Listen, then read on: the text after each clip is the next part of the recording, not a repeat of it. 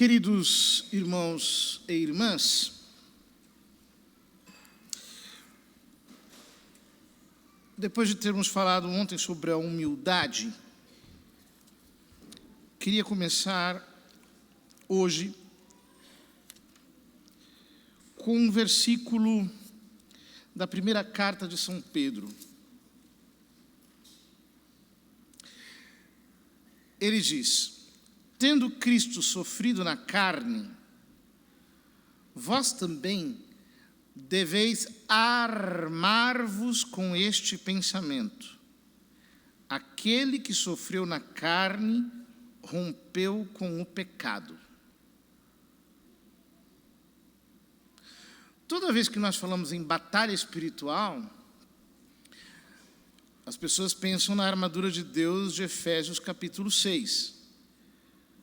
Então, vamos nos cingir com o cinturão da verdade, colocar a couraça da justiça, o capacete da salvação, vamos nos calçar com o evangelho da paz, vamos usar a espada do Espírito, vamos usar o escudo da fé. Mas ninguém comenta essa arma que São Pedro menciona. Deveis armar-vos com este pensamento. Um pensamento é uma arma. Que pensamento é esse que é uma arma? Aquele que sofreu na carne rompeu com o pecado.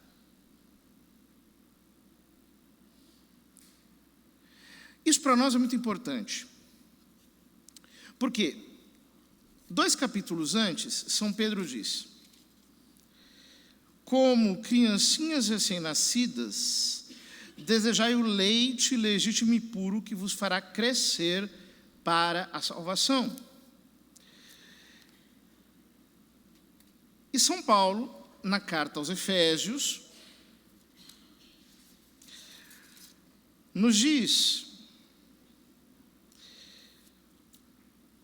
então, não seremos mais como crianças, entregue ao sabor das ondas e levados por todo o vento de doutrina, ludibriados pelos homens e por eles com astúcia induzidos ao erro. Ou seja, o que é que faz uma pessoa deixar de ser criança na fé para que ela se torne madura? Ela pare de ser uma criança recém-nascida e ela se torne um cristão aprovado. O que nos torna maduros é o sofrimento. Isso nós vemos na vida. Qual que é a diferença entre um jovem e alguém que não é tão jovem assim? Você olha na cara e vê que a pessoa sofreu.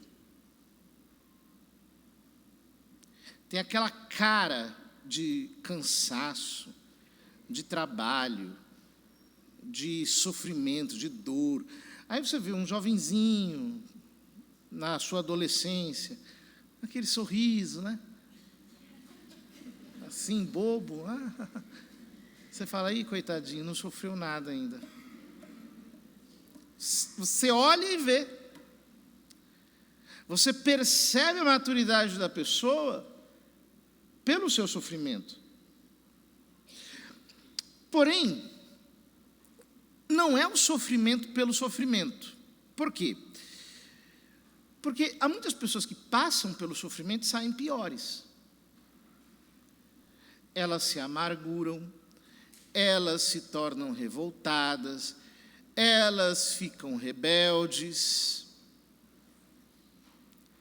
Não é o sofrimento pelo sofrimento. O que nos amadurece é o modo como nós sofremos.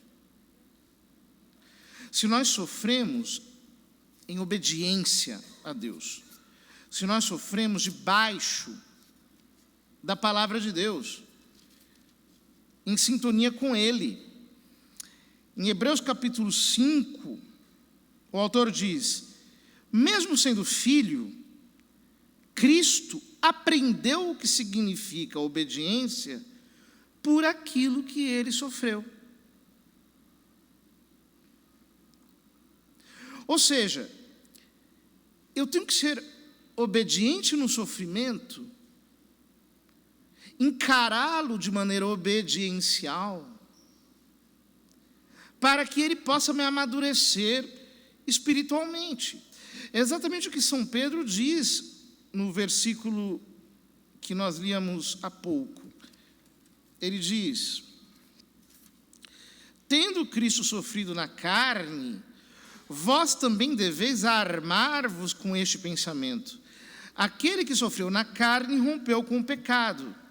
Assim, viverá o restante de sua vida na carne, guiado pela vontade de Deus e não por desejos humanos.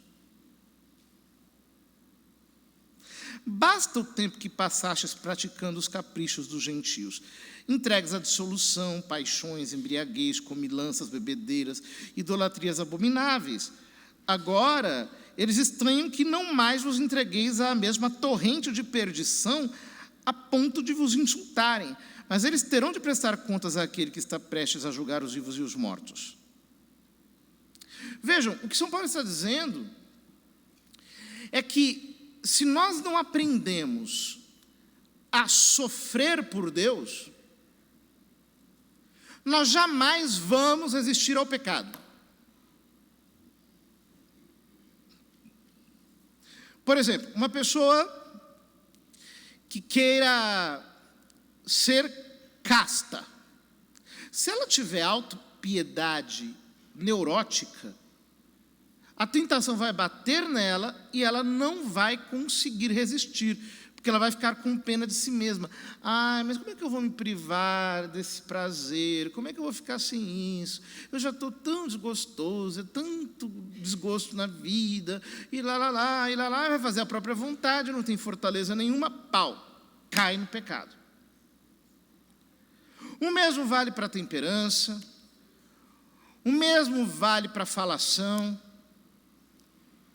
porque tem gente que sente a necessidade de falar, né? Está angustiada. Meu Deus do céu, eu preciso falar, contar isso para alguém.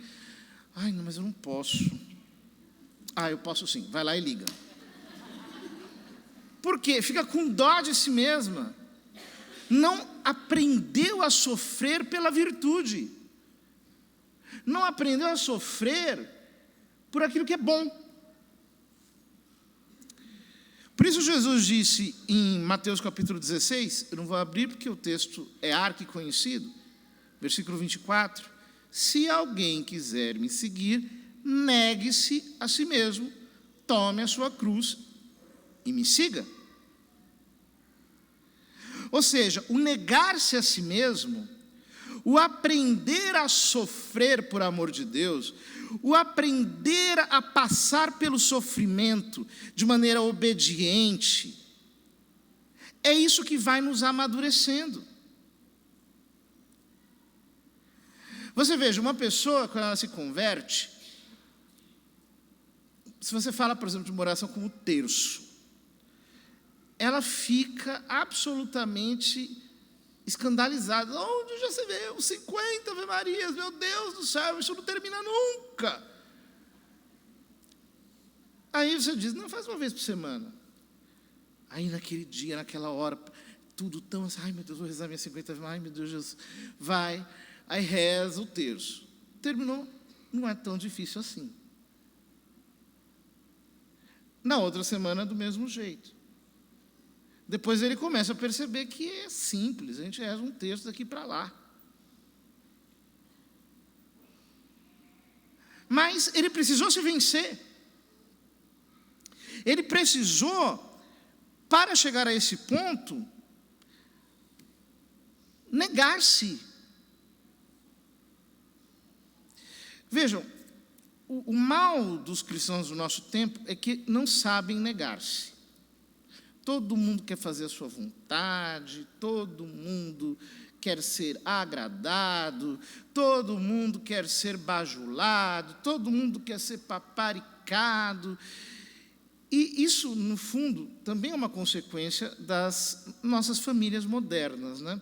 Porque antigamente, quando o pessoal tinha 10, 15 filhos, ninguém tinha dó de ninguém. Você já sabia que você já tinha que botar para quebrar mesmo, ninguém ia passar a mão na sua cabeça. Se você ficasse muito parado, vinha alguém, te dava uma bolacha na cara, você se mexia e ia fazer alguma coisa. Era assim, né? Mesmo essa coisa de vaidade, né? Antigamente ninguém dava moleza, não. A pessoa queria se mostrar, era cortada. Os próprios pais diziam, quer se aparecer? Coloca uma melancia no pescoço e sai gritando na rua. Era isso que se falava antigamente. Para ensinar a pessoa a ser mais humilde. Só que aí veio essa geração em que nós temos só 1 ou 2 filhinhos que são o centro do universo. Aí cada desenho que ele faz é um Picasso, é um Van Gogh, é um Leonardo da Vinci. Todo mundo é assim, né? Você não pode falar nada. Ai, cuidado, senão você vai traumatizar a criança. Se você disser que a criança, ela vai ficar ferida. Antigamente não tinha nada disso. O pessoal falava mesmo e todo mundo se criava forte. Pois é, nós ficamos molengas. Nós nos tornamos pessoas que, assim, tudo nos magoa. E uma coisa patética. Patética. É quando chega uma pessoa, sei lá, no alto dos seus 60 anos, 65 anos. Assim, ai, mas o que falaram para mim, eu fiquei tão magoada.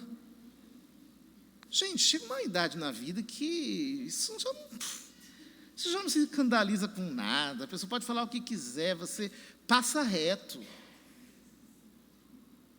Mas tem gente que não cresce, que não se torna forte. Então, aparece o sofrimento, a pessoa espana. Não tem resistência. E vejam, nós precisamos entender que no caminho da fé, Deus nos testa para que nós cresçamos. Em 1 Tessalonicenses, São Paulo diz: Deus, no entanto, nos testou e aprovou para nos confiar o Evangelho. E é assim que falamos, não para agradar a seres humanos, mas a Deus que examina os nossos corações. Com efeito, como sabeis, nunca bajulamos ninguém, nem fomos movidos por alguma ambição disfarçada. Deus é testemunha. Ou seja, São Paulo está mostrando que Deus nos testa para nos fortalecer ao longo da vida. São momentos de sofrimento. Quem aqui nunca passou, por exemplo, por uma crise matrimonial? Que você tem vontade de pegar suas coisas e ir embora, nunca mais voltar. Quem é que não passou um momento de dificuldade financeira? De você ficar preocupado, de não ter para onde ir. Quem é que não passou, por exemplo, por um período de tristeza, de depressão, de ansiedade?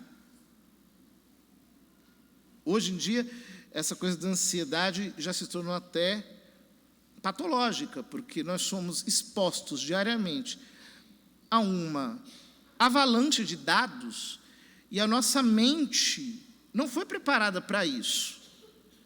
Nós não fomos projetados para isso, nós fomos projetados para plantar um pouquinho, aí come, aí dorme, aí volta. Problemas normais. Agora todo mundo tem que resolver problemas mundiais. Vamos resolver o problema da igreja, resolver o problema de Israel, resolver o problema da Ucrânia, resolver o problema do Brasil. Misericórdia. É normal que nós fiquemos ansiosos. Aliás, sabem quem são os únicos que não ficam ansiosos? São os psicopatas. Eles não ficam ansiosos. Todos os outros seres humanos, de vez em quando, tem um pouco de crise de ansiedade. Faz parte da vida. Nós temos que aprender a passar por esses momentos de cabeça erguida, confessando a palavra da fé, confiando em Deus, louvando a Deus. Nós temos que passar por tudo isso com um coração agradecido. Por quê? Deus provou os seus servos ao longo da história. Abraão foi chamado amigo de Deus. Esperou por um filho 100 anos. Aos 112 anos de idade, Deus diz: Abraão, dá-me o teu filho, teu único filho. Mas o texto diz que Deus o fez para testar Abraão. E ele foi aprovado. Às vezes você tem que sacrificar o Isaac. Não com a faca e o punhal, mas no coração. Por exemplo, uma pessoa que tem um problema com um filho, tem um problema com o neto, e aí a vida gira em torno daquele ser humano. Tudo que diz respeito àquele ser humano, ai, dói, a pessoa fica mal, sofre, cai. Ela vai precisar aprender a entregar para Deus. Entregar para Deus. Por quê? Alguém consegue segurar um cavalo em disparada? Você também não vai conseguir segurar um ser humano quando ele quer fazer alguma coisa. Não tem jeito. É o seu Isaac, você vai ter que chegar e dizer: olha, Deus, é o seguinte, se ele se perdeu, se aconteceu pior, a relação minha contigo continua igual, está tudo certo. O Senhor é meu Deus, eu sou seu servo, isso não vai me deixar pior, eu confio inteiramente em Ti, eu sei que o Senhor está no controle. Muitas vezes, quando você toma essa decisão, a coisa se resolve sozinha. Sozinha não, né? É que você foi aprovado no teste. Ou Deus apenas queria ver até que ponto chega a força da sua fé. José no Egito. O Salmo 105 fala disso, de um jeito muito bonito. Ele foi duramente provado. E diz: José, que foi vendido como escravo, apertaram-lhe os pés no cepo, e seu pescoço ficou preso no ferro, até que sua palavra se cumpriu, e o oráculo de Yahvé o comprovou. O rei ordenou que o soltassem, o príncipe dos povos o libertou, e o constituiu Yahvé do seu palácio. Então vejam, ele foi aprovado. Um homem que foi provado por Deus e que foi aprovado. Já o povo de Israel, quando saiu do Egito, não. O livro do Êxodo, o livro dos Números, descrevem as murmurações dos israelitas. O tempo inteiro reclamando: mas não tem água, vocês trouxeram aqui a gente para morrer de sede. Aí Deus vai lá, faz brotar água. Não tem comida, nós vamos morrer de fome. Deus faz descer o maná. A gente já não aguenta mais esse pão velho aqui que cai todo dia, estamos com enjoo. Aí Deus manda codorniz. E assim vai. Rebelião atrás de rebelião, rebelião atrás de rebelião. O que aconteceu? É que, por causa disso, nenhum dos que saiu do Egito entrou na terra prometida. Nenhum. Nem Moisés. Queridos, entendam uma coisa. Reclamar é uma forma de rebelião. Porque naquele momento de dificuldade, ao invés de você dizer: não, Deus está me provando, eu vou ficar paciente, alegre, sereno, eu vou segurar as pontas, vou oferecer isso para Ele. Ao invés de você se confiar ao Senhor, você começa: ai, mas que droga, onde já se viu, pelo amor de Deus, não sei o quê. Mas será que eu cuspi na cruz? Será que eu não sei o quê? Será que eu fiz isso? Mas onde é que está Deus? Cadê Deus que não me ajuda? Começa a blasfemar. Resultado: você não vai chegar na terra prometida. Você não vai amadurecer.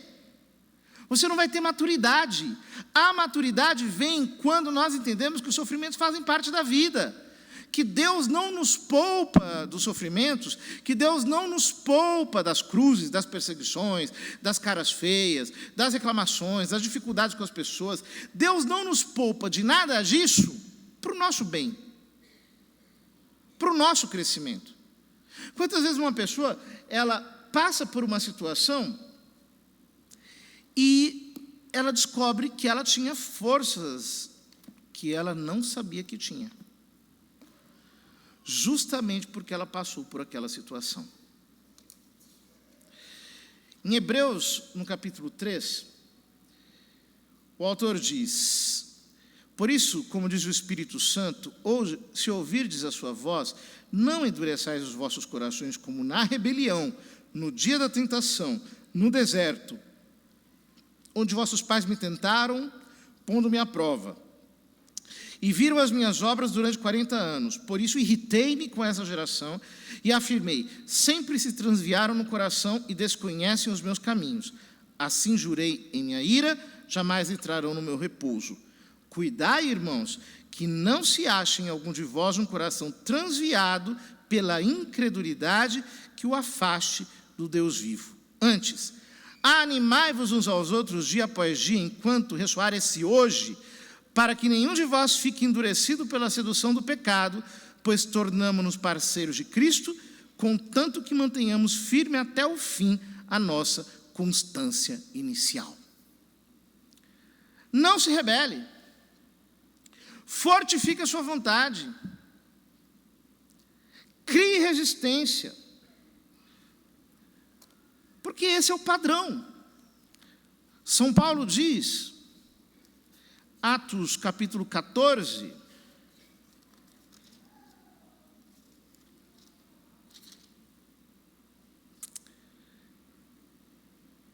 eles exortavam a permanecerem firmes na fé, dizendo-lhes: é necessário passar por muitos sofrimentos para entrar no reino de Deus. Em 2 Tessalonicenses,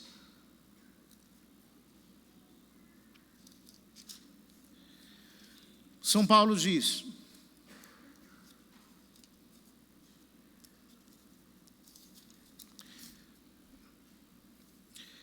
assim nós mesmos podemos gloriar de vós nas igrejas de Deus, por causa da vossa constância, aqui a palavra é hipomoné, a vossa paciência, o vosso amor à cruz, e da vossa fé em meio a todas as perseguições e tribulações que suportais.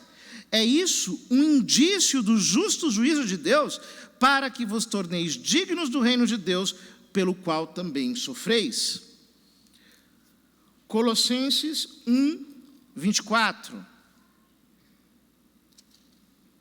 Alegro-me nos sofrimentos que tenho suportado por vós, e completo que na minha carne falta as tribulações de Jesus Cristo. Alegro-me nos meus sofrimentos. Alegro-me. Outra tradução diz: tenho prazer nos meus sofrimentos. Que coisa impressionante. Os santos eram assim. Quando tudo dava certo, eles diziam: isso é do diabo. Quando eles iam fazer algo e começava a vir tribulação, tribulação, tribulação, é de Deus, porque o demônio está fazendo resistência. É assim. Filipenses 3,10. É assim que eu conheço Cristo, a força da sua ressurreição e a comunhão com os seus sofrimentos, tornando-me semelhante a Ele na sua morte, para ver se chego até a ressurreição dentre os mortos. Eu entro em comunhão com Cristo através dos sofrimentos. O famoso texto da segunda carta aos Coríntios, capítulo 12, versículo 10. Ele é tremendo. Essa parte da carta aos Coríntios é maravilhosa. Vale a pena ler inteira, mas eu não vou fazer isso. Eu me comprazo nas fraquezas, nos insultos, nas dificuldades, nas perseguições, nas angústias por amor de Cristo. Com efeito, quando sou fraco, então sou forte. Veja que coisa tremenda. As pessoas gostam de citar os versículos da Bíblia, assim, cortados, né? Então, esse versículo, quando sou fraco, então é que sou forte. Eba! Peraí, mas São Paulo está dizendo umas coisas antes aqui. Eu me comprazo, eu tenho prazer nas fraquezas, nos insultos, nas dificuldades, nas perseguições, nas angústias por causa de Cristo. É um homem que passou de peito aberto tudo isso. Sofreu e foi aprovado. São Pedro diz: amados, 1 de Pedro 4,12, não estranheis o fogo que se alastrou contra vós para a vossa aprovação, como se algo de estranho vos estivesse acontecendo. Pelo contrário, alegrai-vos por participar dos sofrimentos de Cristo, para que possais exultar de alegria quando se revelar a sua glória. Alegrai-vos por participar dos sofrimentos de Cristo. Você já agradeceu ao Senhor pelas humilhações alguma vez? Eu já passei por várias. Eu me lembro de uma vez que me esculhambaram assim, de alfa a ômega. Deus me deu uma graça. Ali que diz: manda mais, Senhor, manda mais, manda. Nós temos que agradecer. Você já agradeceu a Deus pelas dificuldades? Começou uma dificuldade a aparecer. Você agradece? Obrigado, Senhor, por essa provação. Obrigado, Deus, porque o Senhor está me ajudando a passar por isso. Esses dias eu vi um vídeo muito impressionante de uma mulher no meio de uma enchente. E ela tinha perdido tudo. E estava com a água aqui. E a água passando. E alguém com o celular, porque brasileiro, né? Filmando aquilo tudo. E a mulher dizia: eu te agradeço, Senhor, eu não vou dar esse gosto ao diabo. Obrigado, Senhor, porque eu perdi tudo. O Senhor vai me dar tudo de novo. Obrigado, meu Deus, porque o Senhor está fazendo novas todas as coisas. Isso é fé. Isto é fé. É quando eu sei me alegrar no meio dos meus sofrimentos. Se eu não sei fazer isso, sabe, é mais ou menos assim. Quem gosta de fazer musculação, eu queria tanto gostar disso, meu Deus. Orem por mim, porque o meu médico fica mandando eu fazer, para mim é uma tortura. Eu me sinto um ratinho de laboratório. Mas quem gosta, diz o seguinte: no começo dói tudo. Depois você começa a sentir o músculo. Aí não é uma dor, é uma dor que não dói, é um negócio... Bom, dizem que tem explicação, queria eu saber qual é, na experiência. Mas vejam, é isso. Quer dizer, se você vai levantar ferro e não sentiu nada, você não treinou direito. O peso da virtude é prazeroso. É quando você chega e fala assim: olha, eu venci isso daqui, Jesus, pela tua graça, por mim não, pelo Senhor. Estou até pingando suor. Estou aqui tremendo, mas eu não consenti, não fiz aquilo que te desagrada. E você tem prazer nisso. Nunca, enquanto estivermos neste mundo, nós sentiremos prazer físico com o bem. Nós só teremos prazer mesmo espiritual. Por isso, assim, um cristão que não está preparado para sofrer é como um soldado que vai para a guerra desarmado. Não tem condições, tem que voltar. Jesus diz lá, né? Se fores... quem é o rei que, quando vai lutar com um exército de 20 mil e ele só tem 10 mil, não manda a turma para fazer uma negociação de paz? Ele está nos fazendo entender que existe uma prudência aqui. Ou seja, se você é cristão, saiba, sofrimento faz parte da vida. Se você não é, também. Mas a diferença é que no Evangelho você adquire os instrumentos necessários para passar pela cruz cantando vitória. Se você estiver armado com esse pensamento, você vai obedecer a Deus, mesmo quando isso custar o preço da sua vida. Que o Senhor nos leve a esta generosidade e nos conceda um grande amor à cruz, que é efetivamente a grande arma que nos faz nos tornarmos invencíveis diante do diabo, porque assim ele não pode nos intimidar com nada. Se ele nos intimidar com a morte, tanto faz. Se ele nos intimidar com a perda de tudo, tanto faz. Se ele nos intimidar com qualquer ameaça, tanto faz. Aqui é o seguinte, não tem bandeira branca. Eu não me rendo, eu não me entrego, aqui é guerra até o fim. Quando eu estou armado com esse pensamento, então é que eu sou forte. E é aí que as portas do inferno não prevalecem contra a igreja. Que o Senhor nos fortifique e que todos nós sejamos soldados preparados para a batalha.